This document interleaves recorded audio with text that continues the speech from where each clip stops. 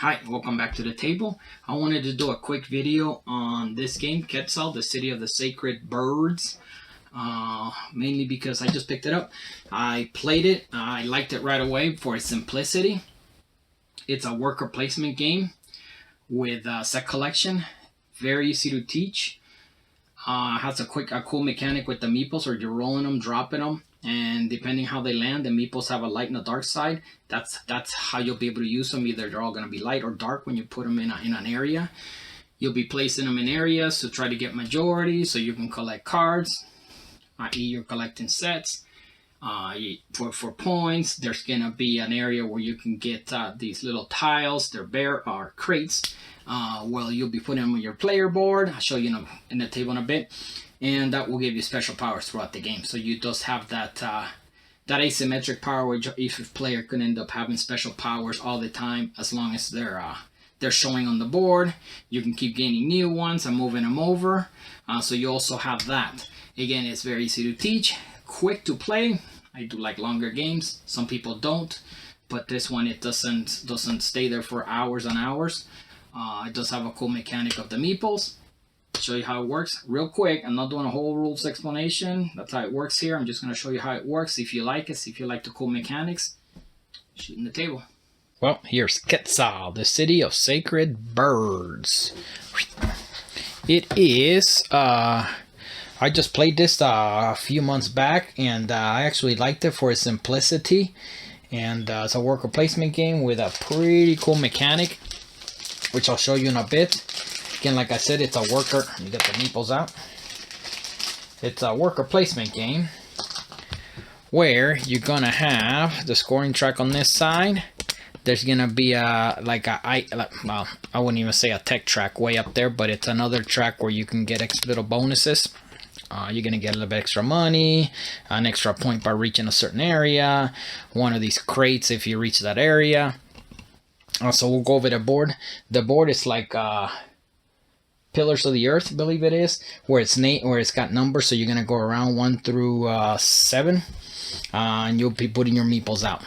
It is a bidding mechanic in a sense, where your meeples are two sides, a dark side and a light side.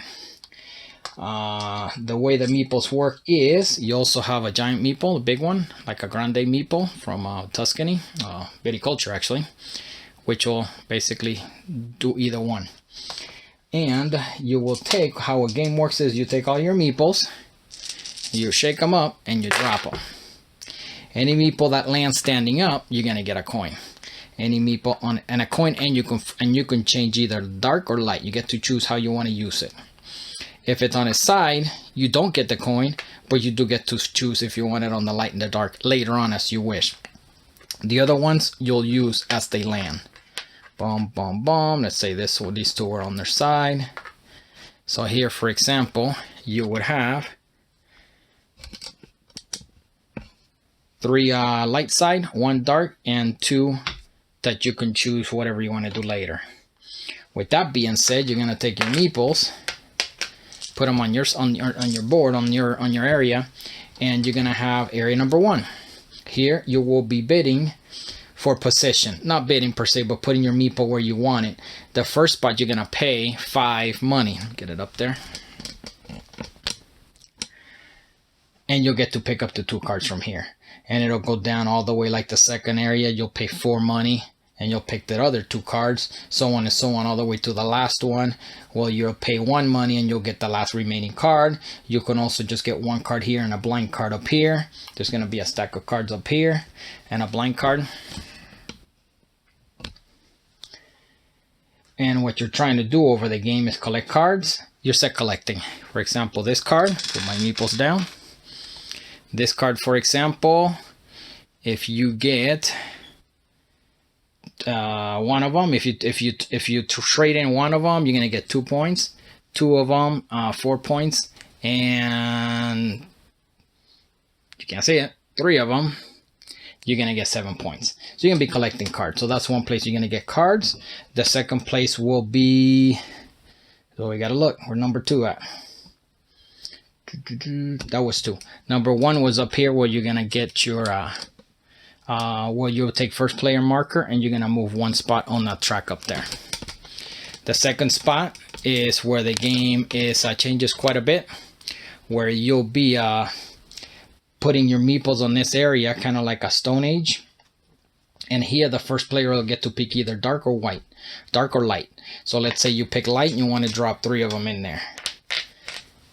Any other player that wants to come in, they have to put more than 3 light ones in there. They might not have them. If you win this one, you get these 2 cards and you move up once in the point tracker. The second one's the same exact way.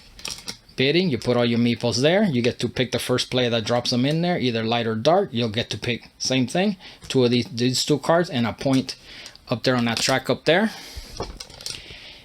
This number 3 Charlie here, 3C, the same thing, and you'll get a coin. So you get these 2 cards and a coin. The other area will be that you can pick against a worker placement game. Number 4 will be, geez, I'm already lost. This area here is where you would put all your remaining meeples for 1 coin. Kind of like, I guess Stone-ish. Well, it doesn't quite have that, but this is where you get money. Money's a little bit hard to get in this game. We'll go around this way. The 5th spot here, you will. Over here is where you'll be putting your meeples down. You'll be paying money, 2, 1, or 1 coins, and you'll pick one of these tiles. These tiles will give you bonuses. For example, this one will give you 5 money and 1 point. These tiles, you'll be putting them down, and I'll show you in a bit, on your player board. We'll put the player board there. So here's where you can pick up some of these crates, which will give you different powers. This other one over here, you'll be able to kind of flip your meeple. As long as it's active, you'll be able to flip your dark and whites however you want. And at the end of the game, you get 3 points. Then you get down here to the ships, where you'll be selling your cards. So if you have enough sets that you want to sell, you can go on one of the main ships over here, where you'll be able to sell up to 6 cards. Again, meeples take majority. You're trying to put your majority there to be able to sell on this ship. If not, you'll be able to sell on this ship. This can get locked up depending on player count, but for a full player count, which is 5, you can play both ships. If you get locked out of all the ships, you can always go on this ship right here, and you'll be paying 2 money, and you'll be able to sell up to 3 cards. So worst comes to worst, everybody can go in there, pay money, and sell 3 cards for points. Number 4, a little hidden around here.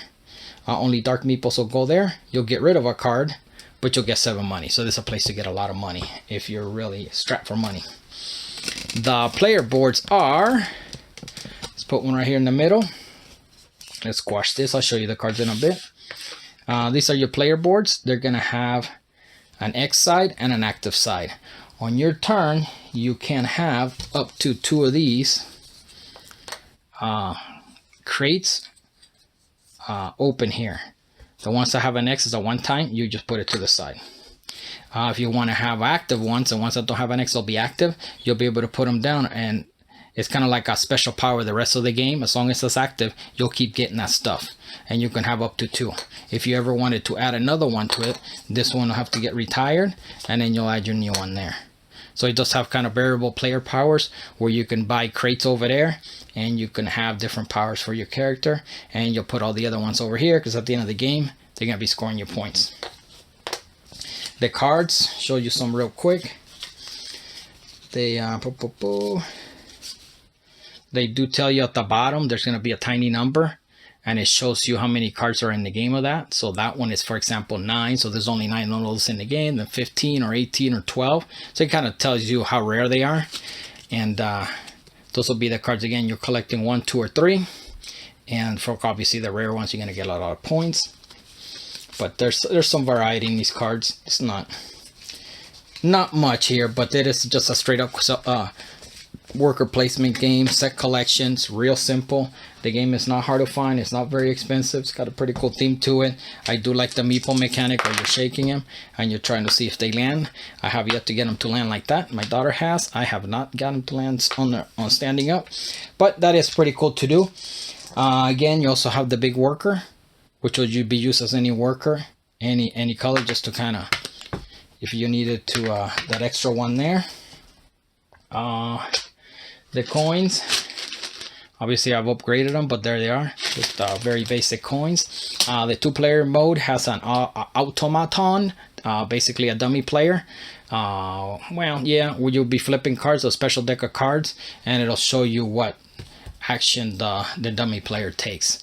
I haven't played it that way yet. I've only played it with between 3 and 5. I do like it. It's a game that's going to stay in my collection only because of its simplicity. It's very easy to teach, especially for beginners. You can get them to do worker placement, set collection in a very simple game. Very easy to teach. We're not sitting here for a half an hour teaching, and you get the same feel with the cool mechanic of rolling meeples. So that was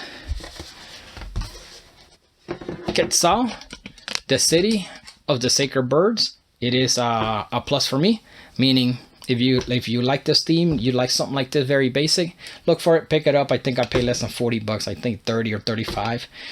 So again, there's the game. You guys take care.